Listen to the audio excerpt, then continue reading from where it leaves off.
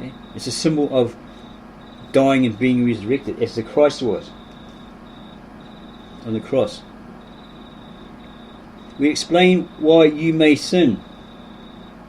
Okay? You go back into the world after being baptized, and you go back into your life of sin, worldliness. Why do you sin? No one's really thought about it, right? They say, oh, it's because it's inherited from our first father, Adam and Eve. Eve was actually the first one to sin, so it would be Eve and Adam, right? Okay. Yeah, okay. But it could also be something logical, something that's common sense. Reality, right? It could be a lifetime of accumulated habits that you've learned over, from infancy to adulthood. Okay? These habits are these things that you do over and over and over and over again. They accumulate, and then at some point they might become your addictions. Well, they become your addictions, right? So, like if you start off watching porn, you keep watching porn because it's exciting, right? And then it becomes this addiction. Then it becomes a problem. Same as drugs. You just try a little sample of this and a little bit of that, and you like it, and you keep doing it over and over and over and over again. Sooner you become addicted, and you're suffering for it. The consequences. You try harder drugs. Why? Because, as they say, you have a drug habit. And what's a habit? Something that you do over and over and over again, which soon becomes your addiction, and it's really hard to get rid of it. Okay, so it's like that.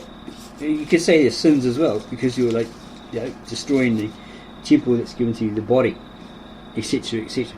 It's on loan to you from God. Yeah, they're extremely hard to get rid of. And then we suggest ways to overcome bad habits, addictions, etc., through prayer, fasting, etc. It takes work, as it's all a discipline. That's why Jesus' 12 were called the disciples. They weren't called the disciples because they were a rock band. They were people under a certain method, trained, disciplined. As you are when you join the armed forces, you become disciplined. But they don't call you a disciple, they call you a soldier, right? We recommend on page 131 to 32 of that particular book, we believe, I think it might be this book. We'll just check because it might not have 132 pages. No, maybe it's not that one. Maybe it's something else. Where are we? Okay. We recommend on page 131 to 132 that one looks up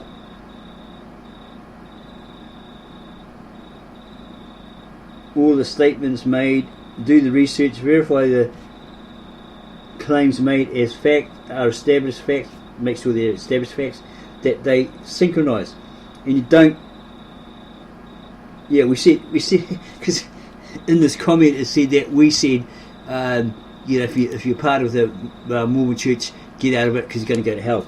Okay, what we were talking about was this guy on YouTube who did an NDE video, near-death experience, and he reckons he died and then he went to hell. And he saw Joseph Smith running up and down his house all the time, right? Back and forth, like he was looking for something. And then eventually he went to this edge in hell, and he looked over, and there's all these souls down there, and they're saying, "Come down here, we want to talk to you." Basically, we want to rip you apart because what you told us was a lie.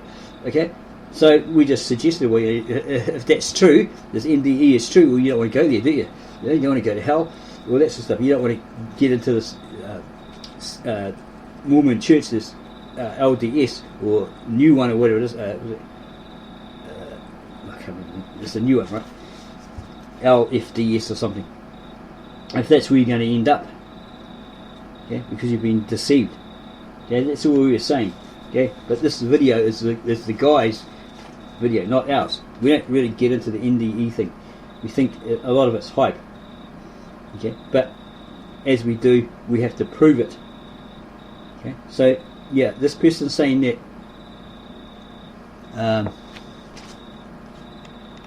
it's hinting at that it's ours. Here, look, the speaker warns about going to hell. Yeah, we're indicating about the video we saw about the NDE. Okay, imagery where people look over a cliff and see tormented souls.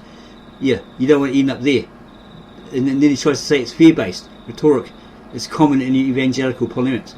mocking and sarcasm. Well, as we just said, it was a video that we found on YouTube. You could probably find it as well. This guy went to hell and he saw Joseph Smith. Okay, that's what we're talking about. We're not saying this, okay, whatever this person's saying, to try and scare people. We're not into that. We know what people through the different churches, denominations that have come across us or come to us, their devilish tricks to try and get us to their church. We know all those. So we're not doing that to other people. This person is just assuming that. Yeah? It's like people, they hear something, a video, they don't know what they're not paying full attention or focusing, or they think they are, but then they take it all out of context. And then they make assumptions that this is what you said, this is what you meant, when it's not.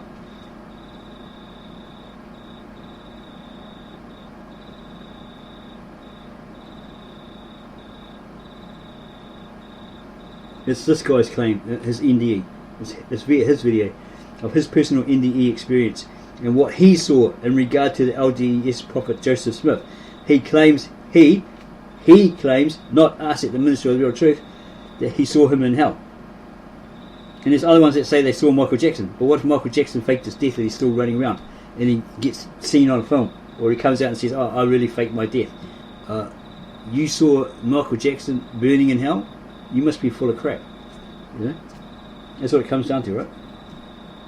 We simply said you don't want to end up there if it's true. Okay? LDS members or Mormons. If that's true, 100% true, like this guy in the video claims, I'd get out of their church. That's all we're saying. Get out of that religion, or that faction, right? If this account of an NDE experience is true, we personally don't believe they are. They may be fabricated. As we clearly stated at 449 of the video, 4 minutes and 49 seconds of the 1822 video, if the NDEs are actually true, you don't want to end up there in hell. If they are true, we didn't say you're going there. And we saw this thing here, it looks like it's whalers. That's what it sounds like. Here are the whalers of Mormon. Yeah. We say research if there ever was a book of Mosiah or Alma or anyone like that within the Mormon Bible, right? Or Book of Mormon. You probably can't prove there was outside of the Latter-day Saint Church, away from your elders who would scold you for trying to do stuff outside of their jurisdiction, right? Their authority. Okay, there is websites like the Laying On of Hands got questions. There's deltas there, yeah. But there's also those who are pro laying on of hands at Bible Hub. So information varies on there. It's either a yay or a nay. Yeah, but we believe that it's scriptural, so that's what went down. Yeah, we looked at 1 Timothy 4:14. The original Galilean-Aramaic NT does not mention laying on of hands. Paul says nothing of it, and it appears he may be talking about a completely different gift. Again, no mention there of the laying on of hands, okay, in that particular verse. We can actually show you that.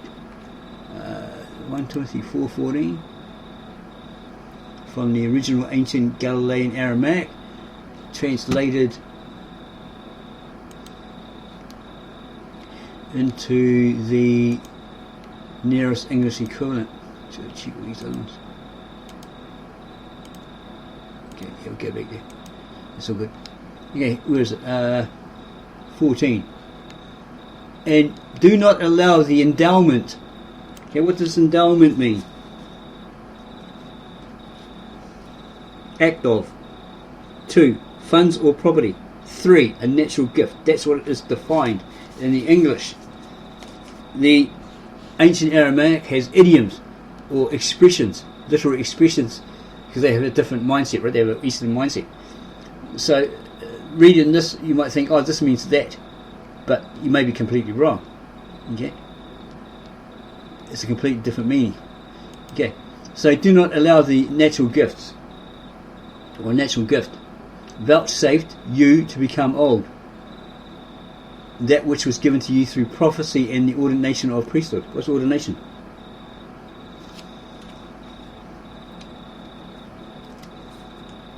Process of which individuals are consecrated, that is set apart and elevated from the laity, that's the lower levels, or the lower class, right, of that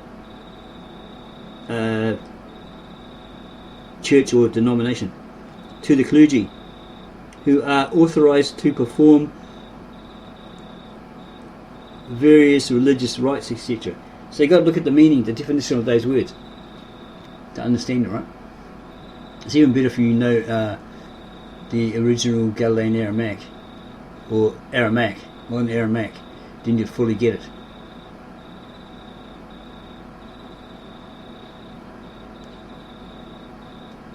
Okay, so do not allow the endowment or that natural gift vouchsafed you or given to you as a keepsake to become old, that which was given to you through prophecy and the ordination of priesthood.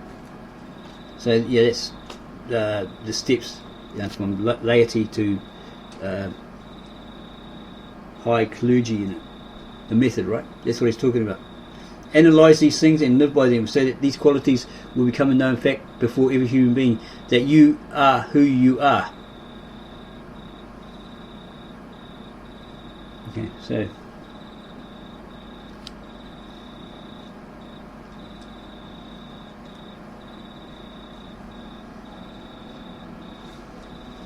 okay, so where were we?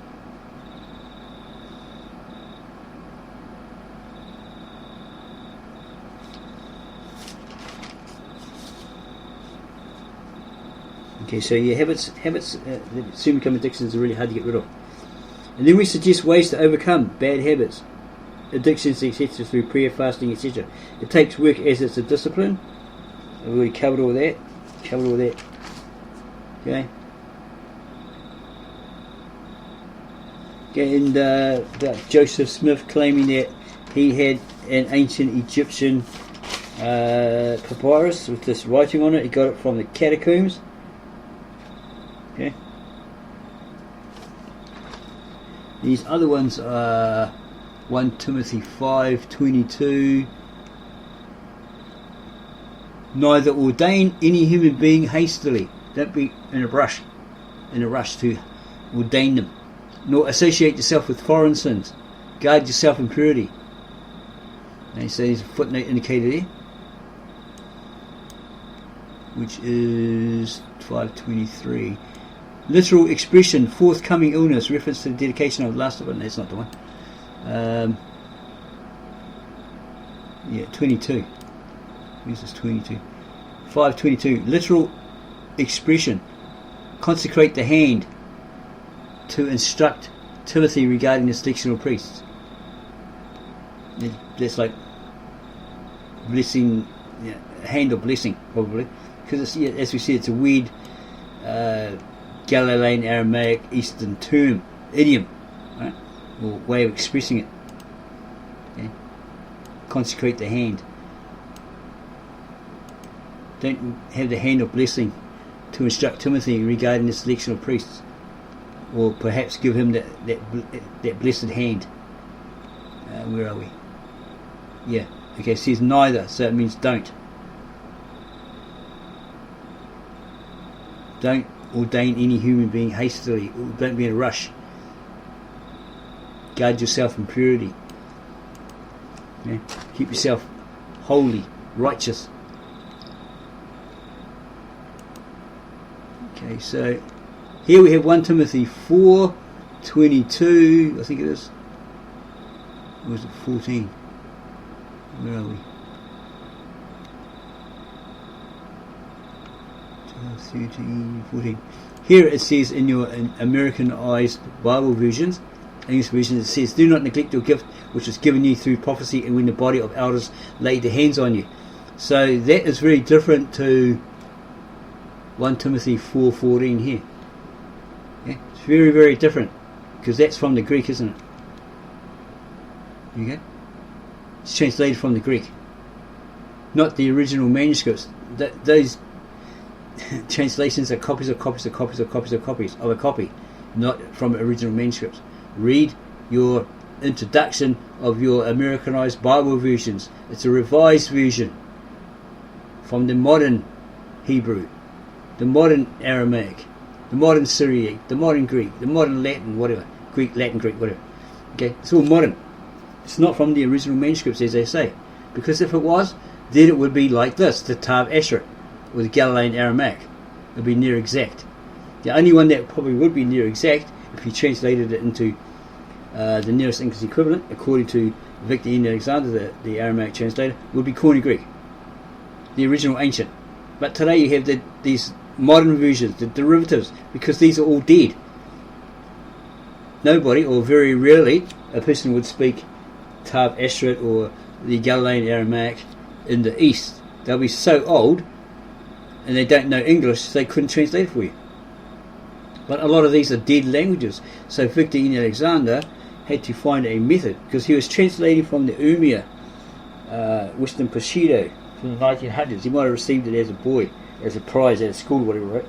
And he met this high priest and he says, "Oh, what are you doing?" He says, "Oh, I'm translating Matthew, Mark, Luke for my American friends, American Christians, whatever." So this guy walked off, this priest, or the high priest of the Apostolic Church of the East, walked off with a smile. So Victor E. Alexander thought he was pleased. Okay, the guy came back and he said, "What are you doing now?" He says, "Oh, I just finished Matthew, Mark, Luke. I'm going to work on John." He says, "What from?" And he says, "From this." We're guessing it's the Urmia that he received, right? The Western Peshitta. He says, why are you using that for? He goes, "Oh, because it's the original, isn't it?" He says, no, we don't use it in our church, the Apostolic Church of the East. It's botched." He says, "Eh?" So yeah, the American missionaries came to Syria, Urmia, to try and convert the people.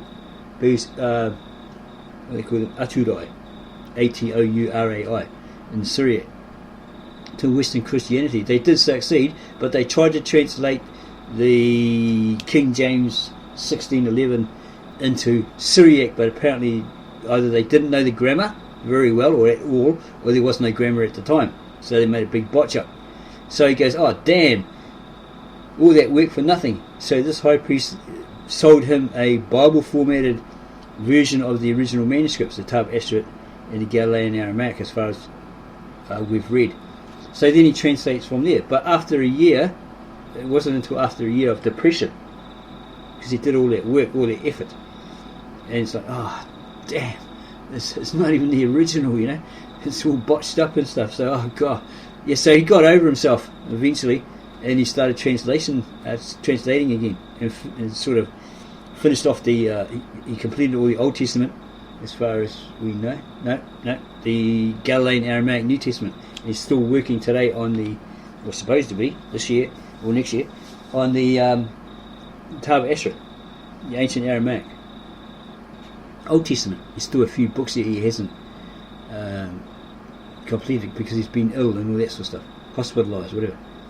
Well, he's about 70 something, so give the guy a break. Okay, so we have Timothy 5. Was it 22 or something? Something like that, and it wasn't actually there. Got 22, 1 Timothy 22. Neither ordained. What have we looked at that one? Okay, it's 5:22. It's the laying of hands. All these different online websites and that, blogs, saying, is it the laying of hands, was that in the Bible? Did they actually do that? You have one that says something like laying on hands is a biblical action, however there is no biblical mandate requiring the physical laying on of hands to it for a particular spiritual ministry. So that's one person saying that, right? Okay, probably an everyday person. But then you probably have someone else from like Bible Hub that's got the qualification that's saying, in summary, the laying on of hands is a biblically grounded practice that encompasses blessing, healing, impartation of the Holy Spirit, and ordination. It's the priestly order, right? Going from laity to clergy. It remains a vital expression of faith and community in the life of the church, reflecting that continuity of God's work through His people. So you got negatives and you got positives. Okay, you got against, you got for. People have different ideas. They're not always right. The laying of hands was a practice of the church in biblical times that is not often seen or prioritised in today's churches. So not everybody does it. It is mentioned 3 times in the pastoral epistles of 1 and 2 Timothy. See Timothy 4:14, 5:22, and 2 Timothy 5:22. We did. Okay. And we also looked at Acts 6:6, so it's there.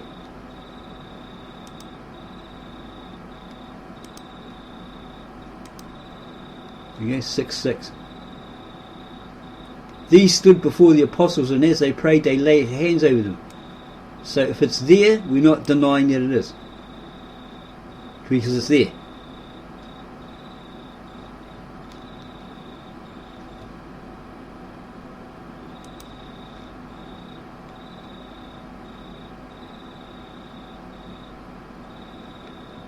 Okay.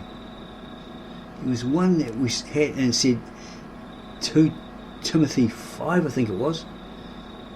Yeah, sure, it was 2 Timothy 5:22 or something. There's no 2 Timothy 22:5. Not in the Galilean-Aramaic, which is like from the 1st century, 2nd century AD. It's not there. So, in your modern Bibles, we actually went to maybe this one here, and it said, no, it doesn't exist. So it's got it here, and yet when we went there, it doesn't exist. See, no available verses. So that's kind of weird. Okay, so we try to look around for that to these other sites, etc. Bible Hub. So what we'll do is we'll go here, because it could just be that website's playing up. But if the Aramaic says there's nothing, no, doing that one. Then it was never in there. It's been added. See if we can get 5, 2, 3, 2, 4. See, no, there's no 5. Where's 5? 22. Nothing. There's nothing there. It could be a mistake on that particular website, but we don't think so. Okay, so what we'd have to do is we'd have to look at a modern Bible to see if it's in there. I'm looking for it again. 2 Timothy. See if we can find it.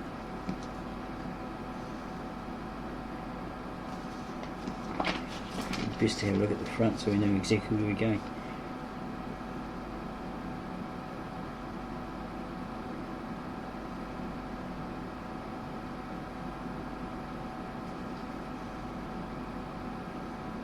Thessalonians.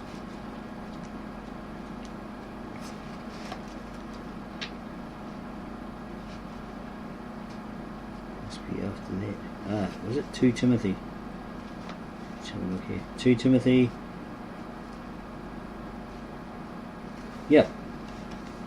2 Timothy 5.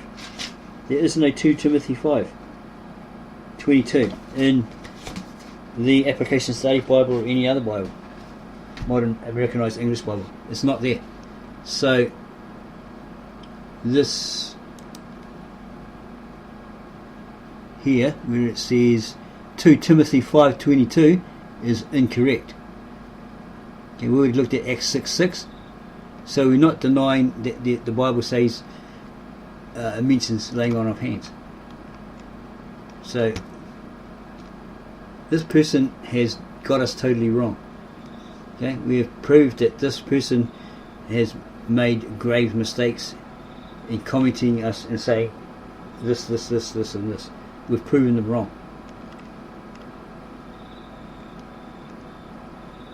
Yeah,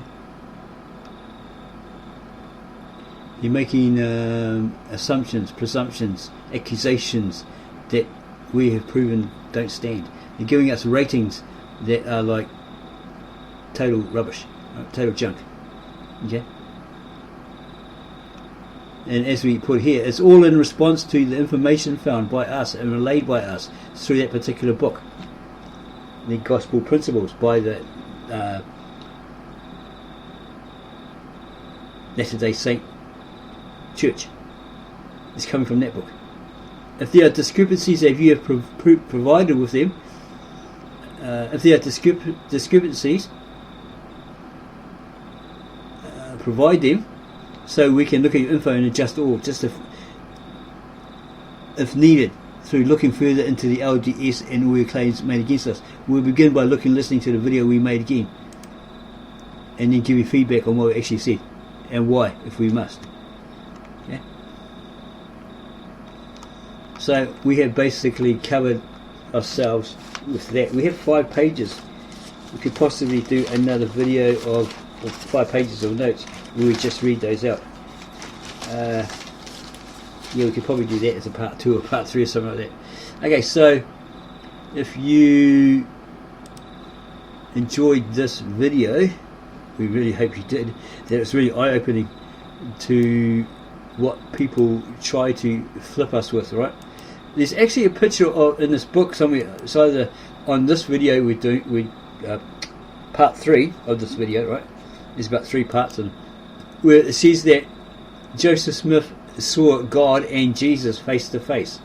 Yet Jesus says in the Bible, no man has seen God, right? You can't look at God. Moses even attested he couldn't look at God if he wrote the Exodus, which Jews admit that he didn't, somebody else did on his behalf. He couldn't look at God. He couldn't look at the face of God. He's too glorious, too righteous, etc. And he would die. Jeremiah only saw his back, or somebody else like that, right? Only saw him passing by. They never actually saw his face. Okay? And Jesus is like the resemblance of God. He's a manifestation. He looks like God. Well, he's the Son, right? So that's the only way you can see God and not die. Okay? Yeah, and then later on they say this picture of this guy Jared, he couldn't look at God because he's too glorious. Well, that sort of stuff at the end of this book somewhere, right? Yeah, so they're contradicting themselves, aren't they? This guy was the only guy that could see God face to face, Joseph Smith. And then this other guy, Jared, according to this, you couldn't look at him. It's too glorious. So, what does that tell you? Here's all these ancient presidents, they call them presidents, the heads of the Mormon Church. We're not too sure if this is the latest guy, but this is probably an old book, right? Yeah.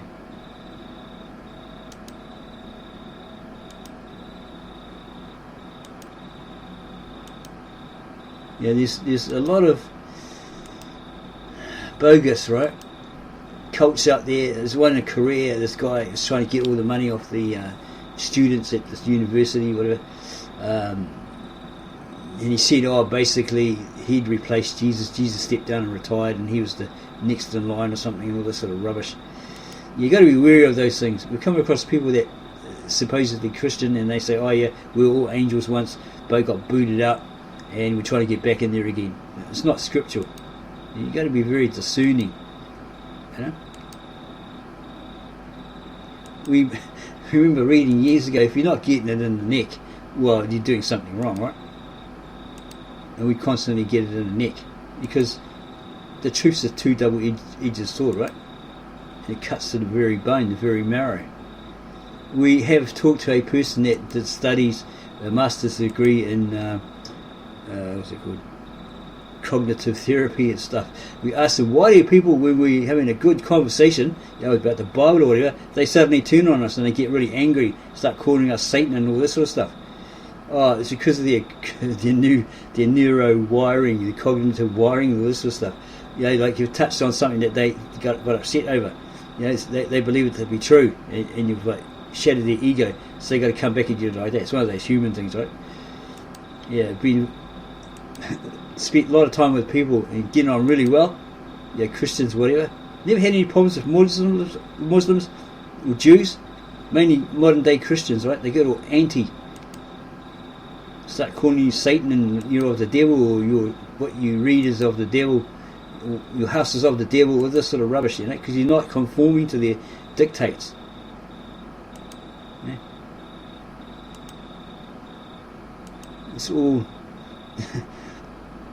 it's all convince, convert, confide, control, get the people to put their money in the plate, all that sort of stuff. We know because the denominations here have tried all that stuff on us, right? Tried all their devilish little tricks to get us to their church, lied to us, deceived us and all this sort of stuff, just to get us to their church.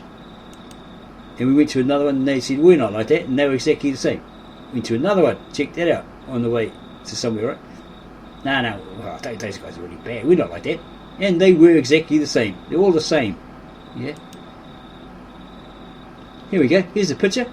The father and son visited Joseph Smith. God and Jesus, according to this picture, were right in front of him. Okay? If that's God, and Moses couldn't look at the face of God, there's his face right there. Okay? It's mainly God, because Jesus is a resemblance, a manifestation, the muta, right? He's the likeness of God. So that's why the disciples could look at him and not die. But if you saw God in all his glory, like that, you would die. Remember John in Revelations? All he saw was this. His robes, his hands, his right hand with the scroll in it. He never saw the face of God. Plenty of scriptures that say, like Christ said, no one has seen God except him, because he came out of the presence of God. So all this baloney, like this, that he was visited by God. No way. This is the only guy that didn't die on the spot? Come on, man.